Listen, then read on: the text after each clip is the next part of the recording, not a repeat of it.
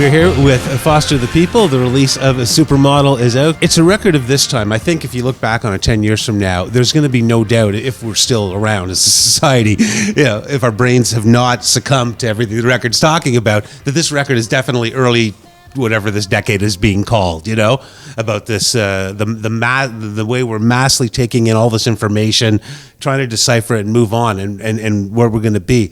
Let's talk a bit about some of the songs there, starting with Pseudodelica, Fantastica. That was one of the first songs that I started to write for this record early on in the process, and it kind of, I don't know where that main kind of bass riff or guitar riff came from, that kind of shoegazy psychedelic vibe. It was kind of, it really kind of came out of left field, and I think at the time I was in the studio with Paul Epworth, and we both kind of just started laughing because Foster the People isn't supposed to sound like that, and it became a definitive moment, I think, for what the tone of the record would end up being.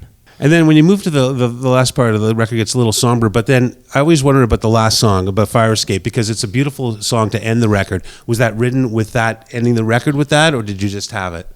That song came late in the process of recording the record. We were working, I think we were probably 3/4 of the way done with the record, working on other songs, and Paul was saying, we need a down tempo ballad. That's the one thing that is kind of one tone that's missing on this record. And I was kind of thinking about it for a few days or whatever, and then I had the rough idea of that song Fire Escape that he hadn't heard, and I said, well, why don't you just check this out? And I played him kind of half of the song or whatever, and he was just he kind of lit up and said that's it. And so we just finished the lyrics right there and recorded it on the spot. So we went into this record with no finished songs, so pretty much the whole record was finished in the studio as we were recording it, and I find that because of that, that's why you can hear I feel like there's a lot of depth in the production on this record, and just nuances that really happened as a result of just rabbit trailing and not knowing where we were going to go, kind of letting the music just take us where it was going to take us, experimenting and finding those kind of, I like to call them just happy accidents along the way, and grabbing those pieces and discarding the rest. And that was kind of how the record was made, V, let's go back to February 2012. My favorite band, the Beach Boys. You got a chance to be part of a great honor, as they say, that's why God made the radio. And what was that whole night like, and how much time did you get to interact? That was one of the highlights of what we've done so far, I think, for all of us.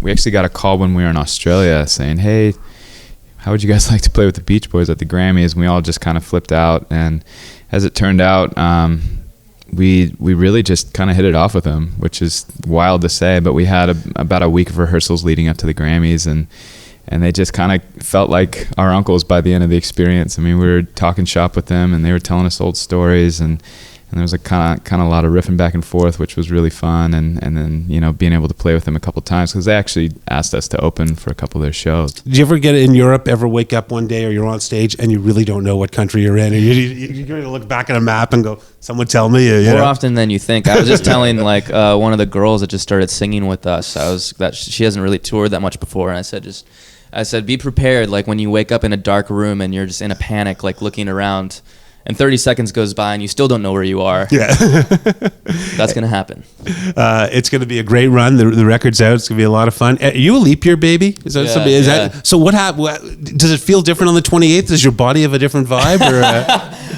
I don't know, man. It definitely feels different on the 29th. Yeah. So it feels for real? Yeah.